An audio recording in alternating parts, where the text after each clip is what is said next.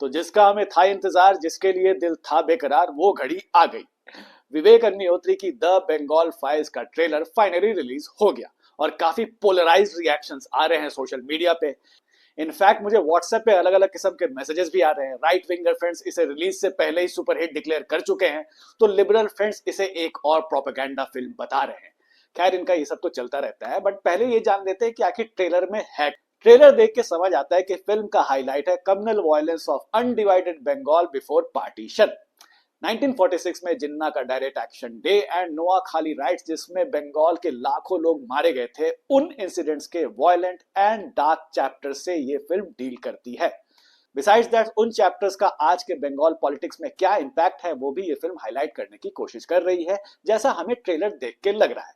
इसलिए direct action day के अलावा रिसेंट्स में हुए मुर्शिदाबाद वायलेंस का भी जिक्र होता दिख रहा है। उसमें यह भी एक सवाल पूछा जा रहा है कि is Bengal another Kashmir. Trailer में काफी वायलेंस, ब्लडशेड एंड ड्रामा दिख रहा है। एक रॉयटर्स एक हिंदू वुमेन के सर के सिंदूर को अपने जूते से पोंछता हुआ दिखाई दे। कोई गांधी के नॉन वायलेंस को बंगाल में हो रहे वायलेंस के लिए जिम्मेदार बता रहा है, तो कोई जिन्ना के ग्रीड फॉर पावर को। मतलब जिसे भी पॉलिटिक्स में इंटरेस्ट है, उसे ये ट्रेलर जरूर अपीलिंग लगेगा। एक्टिंग की बात करें तो फिर से वही विवेक अग्निहोत्री की पुरानी टीम के अनुपम खेर, मिथुन चक्रवर्ती, विवेक अग्निहोत्री की खुद की वाइफ पल्लवी जोशी, दर्शन कुमार इस फिल्म में हैं। बट इस बार स्टार कास्ट में कुछ वैल्यू एडिशन भी हुआ है।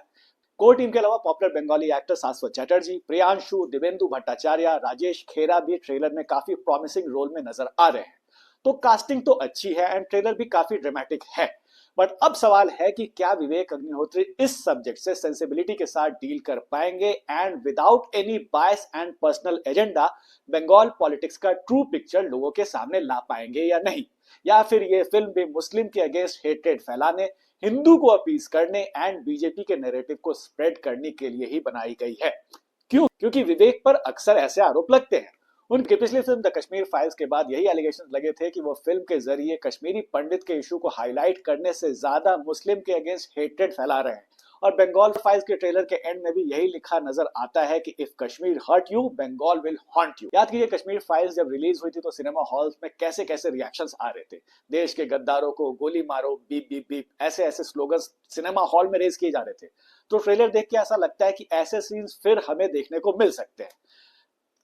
इस फिल्म का एक सेंट्रल कैरेक्टर ट्रेलर में illegal migrants, in other words Bengali मुस्लिम घुसपैठियों को टारगेट करते हुए ये भी कह रहा है कि इलीगल इमिग्रेंट्स जब 10% हो जाते हैं तो ये वोट बैंक बन जाते हैं, 20% हो जाते हैं तो ये अपनी राइट्स मांगने लगते हैं, और 30% से ज्यादा हो जाते हैं तो ये अलग देश मांगने लगते हैं। बोल्ड बोल्ड डायलॉग शायद इसीलिए ट्रेलर में खुद ही फिल्म मेकर ने इसे boldest film ever and cinematic masterpiece बोल दिया है।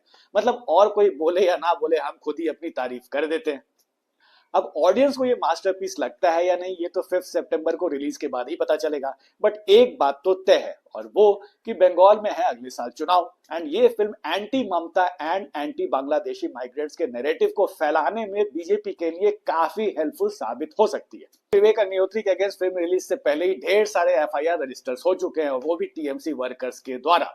टीएमसी वर्कर्स के जिंदगी का आजकल एक के मकसद है, इस फिल्म को बंगाल में रिलीज होने से रोकना। कश्मीर फाइल्स को तो पीएम ने इंडोर्स कर दिया था। आप लोग सरप्राइज मत होइएगा अगर इस फिल्म को भी बीजेपी वाले प्रमोट करने लगे और बीजेपी स्टेट्स में ये टैक्स फ्री भी हो जाए, तो कुल मिला के मजा आने वाला है। फिल्म देखकर मजा आए या ना आए, कुछ दिन में इसको लेकर पॉलिटिक्स मजेदार होने वाली है। तो हमारे वीडियो आपको कैसे लग रहे हैं हमें कमेंट बॉक्स में जरूर बताइए। Thanks for